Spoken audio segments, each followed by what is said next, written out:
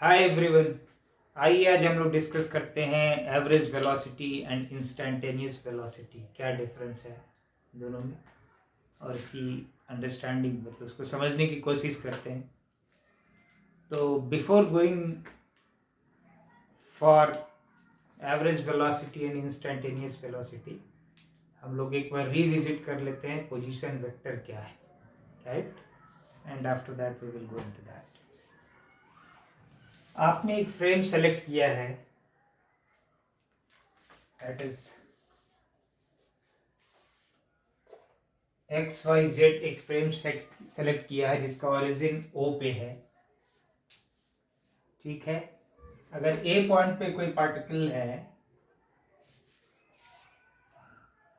तो ओरिजिन के रेस्पेक्ट में इसकी पोजीशन वेक्टर क्या होगी? ओ को आप ए से स्ट्रेट लाइन से मिला देंगे तो ये जो वेक्टर है, this vector is the position vector of particle at point A. और जनरली हम लोग पोजीशन वेक्टर को आर इस वे में रिप्रेजेंट करते हैं।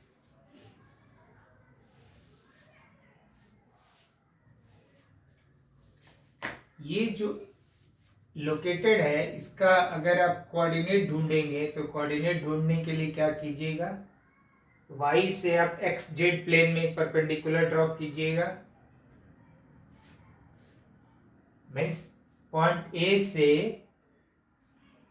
आप x और z प्लेन में एक परपेंडिकुलर ड्रॉप करेंगे। ओके, चलिए मैंने परपेंडिकुलर ड्रॉप किया एक्स जेड प्लेन में।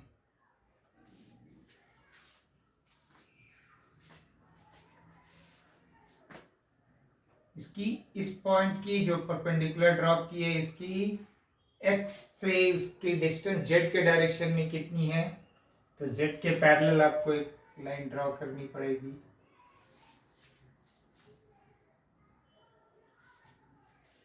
और ये z वाले एक्सिस से x डायरेक्शन में ये पॉइंट कितना अवे है तो वो भी आपको एक ड्रॉ करनी पड़ेगी।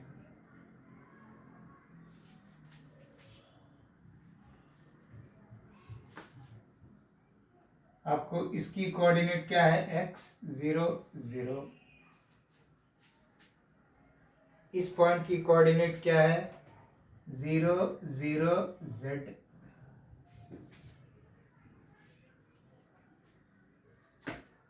अब यहां से आप y एक्सिस पे परपेंडिकुलर ड्रॉप कीजिए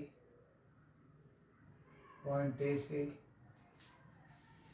इसकी कोऑर्डिनेट क्या है, 0 y 0।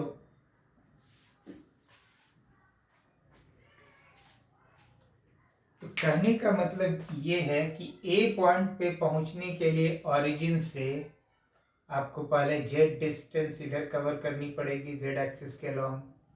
देन एक्स एक्सिस के पैरेलल आपको एक्स डिस्टेंस कवर करना पड़ेगा। देन वाई एक्सिस के अलोंग आपको वाई डिस्टेंस कवर करना पड़ेगा, तो आप ए पॉइंट पे पहुंचेंगे। तो ए पॉइंट की कोऑर्डिनेट क्या हो जानी चाहिए थी, X Y Z. Vector form में अगर आप उसको लिखेंगे तो आप देख लीजिए, आप इस वेक्टर को और इस वेक्टर को सम कीजिए। तो ये वेक्टर क्या है, z वेक्टर है। z वेक्टर ऐसे लिख सकते हैं आप। ये वेक्टर क्या है, x डायरेक्शन के अलोंग है, x i।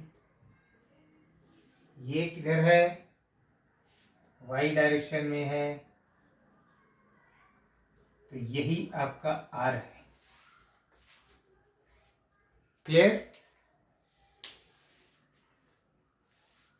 And that r is your position vector, position of the particle which is at a from the origin of this frame, xyz frame.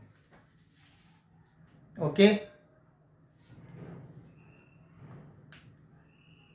इसको बेटर विजुअलाइजेशन के लिए मैं further draw करता हूँ। इस diagram को देखिए इन 3 डायमेंशनल व्यू, तो शायद आपको पता चल रहा होगा कि ये आर पोजीशन कहाँ है। एक्चुअली हम लोग 2 डायमेंशनल बोर्ड पे 3 डायमेंशनल चीज बना रहे हैं, तो 2 डायमेंशन में 3 डायमेंशन को दिखाना मुश्किल होता है, but it's a kind of pictorial representation. Here you can see now that R actually is at the diagonal of this box. अगर ये बॉक्स है तो बॉक्स के एक एंड से दूसरे एंड का डायगोनल है वो, ठीक है। This is just for visualization I made for your convenience, कि आप समझ लीजिए।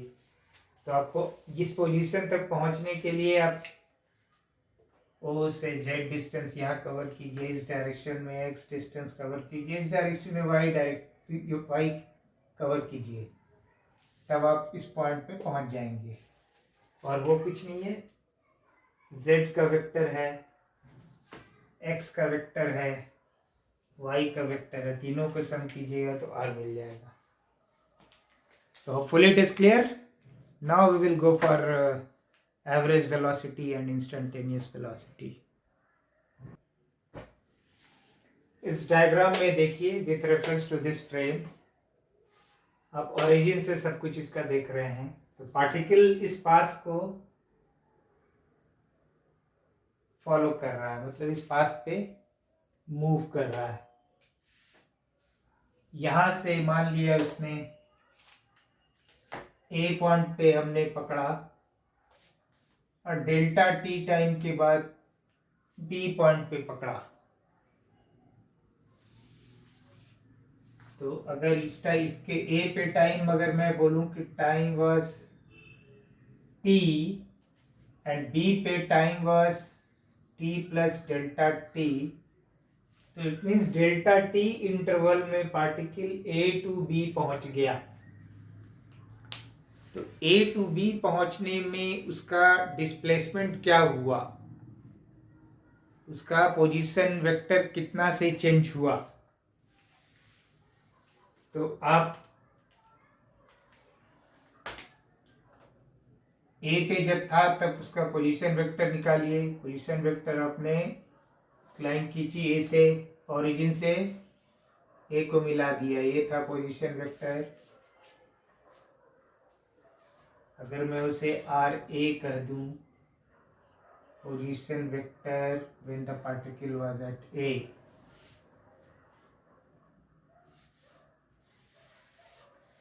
now when it reached to B in delta t time interval,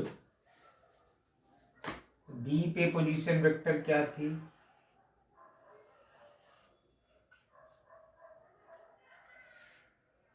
इसको मैं आर बी बोल दूं। R B is the position vector of particle when it reached B with respect to origin, ठीक है। इसका डिस्प्लेसमेंट क्या हुआ, ए और बी, करेक्ट। तो ए और बी को आप मिला दीजिए,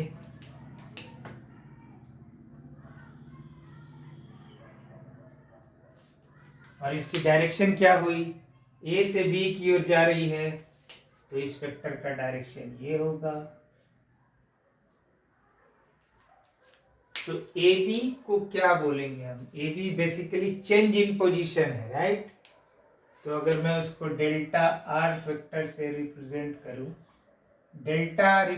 डेल्टा लिखने का मतलब होता है change, change in R, R is your position vector, ठीक है। तो कितना पोजीशन में आपको चेंज हुआ, the same thing is the displacement, right. तो आपकी एवरेज वेलोसिटी क्या होगी बाय डेफिनेशन, अगर वी एवरेज अगर आप लिखते हैं, will B displacement by time. तो डिस्प्लेसमेंट क्या है आपका, डेल्टा आर है, पार्टिकल यहां से यहीं डिस्प्लेस हुआ है, राइट। भाई टाइम कितना लगा, t is equal to T time पे यहाँ था, t is equal to T plus delta T time पे यहाँ है, तो डेल्टा टी टाइम का इंटरवल में ए से बी पहुंचा है, तो वी एवरेज आपकी ये हो गई। क्लियर? अब सोचिए कि आप ये जो डेल्टा टी इंटरवल है, आप इसको छोटा करना शुरू कीजिए। आपने डेल्टा टी को और कम किया। डेल्टा टी आप मान लीजिए आपने पार्टिकल जब यहां था तब आपने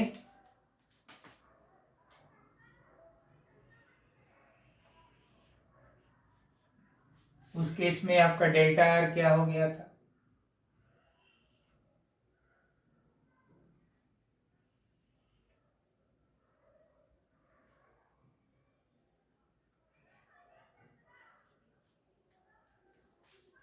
जब डेल्टा टी को आपने स्मॉल किया, थोड़ा कम किया, तो ये यहाँ पे पार्टिकल मान लिया यहाँ पे था डेल्टा टी टाइम के बाद।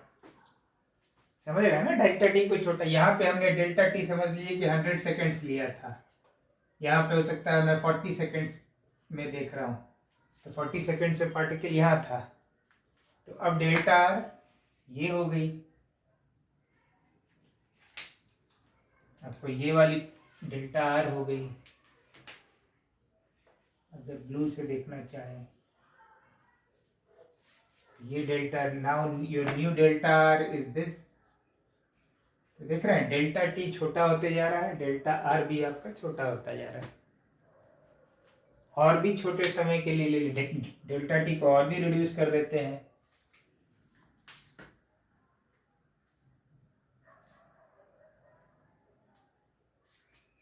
पार्टिकल यहाँ पे है, तो उस केस में आपकी उसकी पोजीशन वेक्टर क्या हो गई? ये हो गई इनिशियल पोजीशन वेक्टर, ये था। तो अब डेल्टा आर यहाँ हो गया, ये वाला आपका नया डेल्टा आर हो गया। तो कहने का मतलब है डेल्टा टी आप घटा रहे हैं तो ठीक, ये डेफिनेटली उसका डिस्प्लेसमेंट घटता जाएगा, वही चीज़ हो रही है। वैसे ही आप जब घटाते चले जाएंगे, डेल्टा टी को और भी स्मॉल कर दीजिए। मान लिया पार्टिकल यहाँ पे था, डेल्टा टी को इतना स्मॉल लिया कि पार्टिकल यहाँ पे है, तो इसकी जो डेल्टा आर होगी अब ये वाली होगी, राइट? तो ग्रेजुअली देखिए क्या हो रहा है इसमें, डेल्टा आर छोटा होते जा रहा है और इसका डायरेक्शन जो ग्रेजुअली जो होता चला जाएगा। और भी छोटा लेंगे वो यहाँ आएगा और यहाँ पे हो जाएगा, इस डायरेक्शन में हो जाएगा। और भी कम करेंगे डेल्टा टी को तो और इस डायरेक्शन में हो जाएगा। तो फाइनली क्या होगी? फाइनली जब डेल्टा टी को इतना स्मॉल ले लेंगे कि ऑलमोस्ट जीरो ले लेंगे, ऑलमोस्ट जीरो,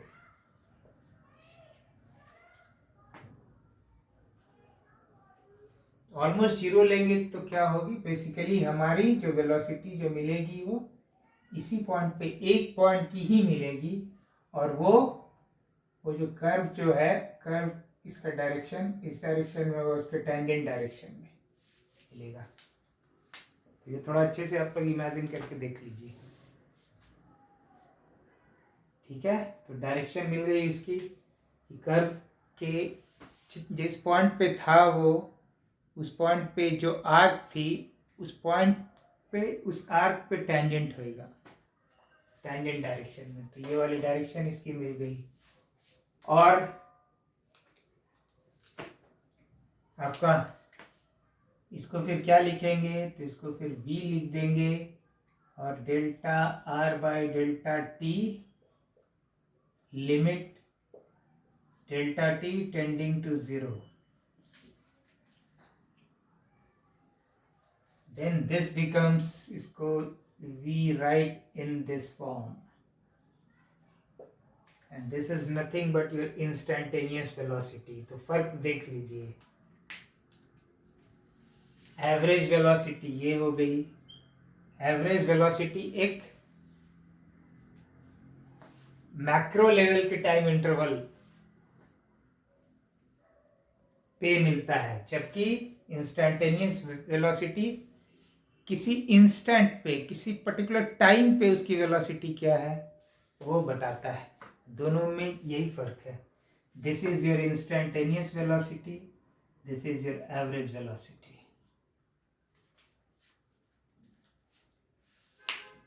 नाउ आपने पोजीशन वेक्टर में आपने देखा था कि r जो है वो x i plus y j plus z k,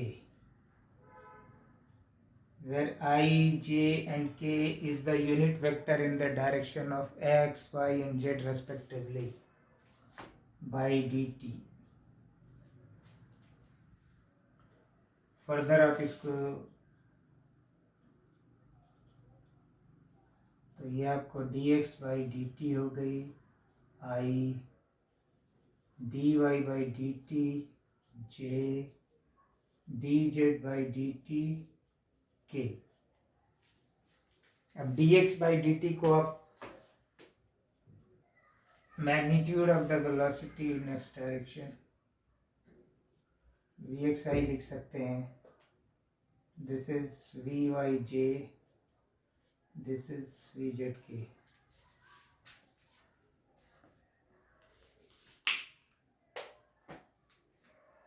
ठीक है, इसको मैं फिर फर्दर यहाँ शायद दिखाने की कोशिश करता हूँ कि ये पॉइंट आपका ऐसे आ रहा है. ठीक है ना, ऐसे आ रहा है,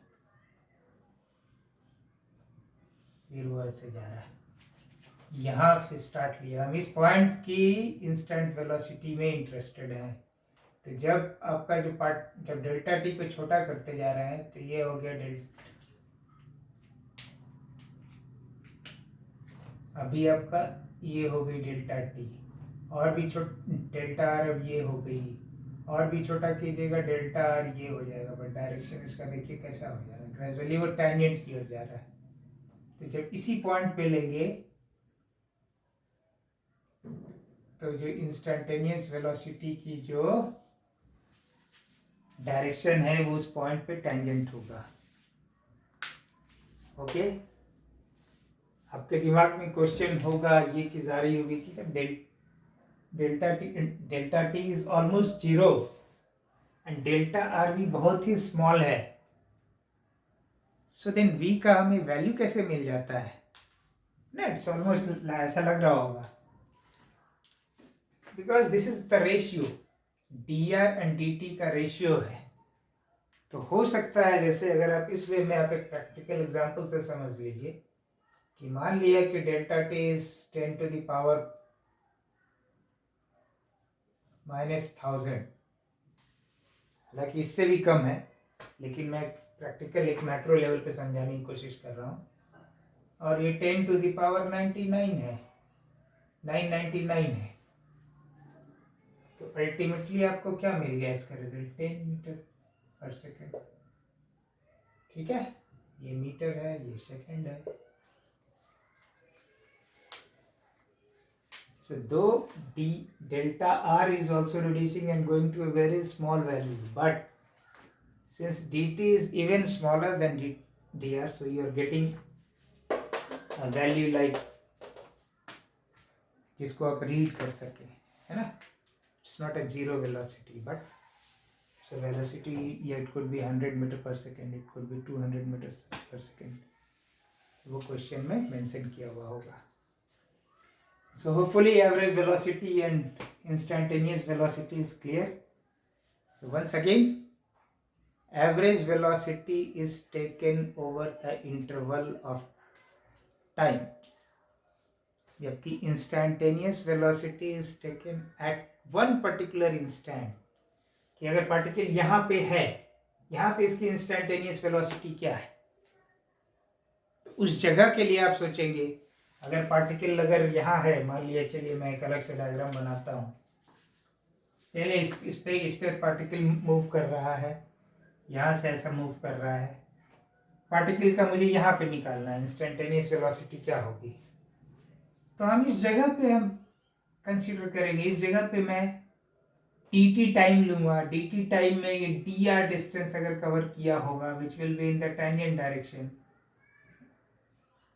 तो अगर dr अगर मैं इसको थोड़ा बड़ा करके दिखा दूं, dr ये हो गया dt टाइम में, है ना.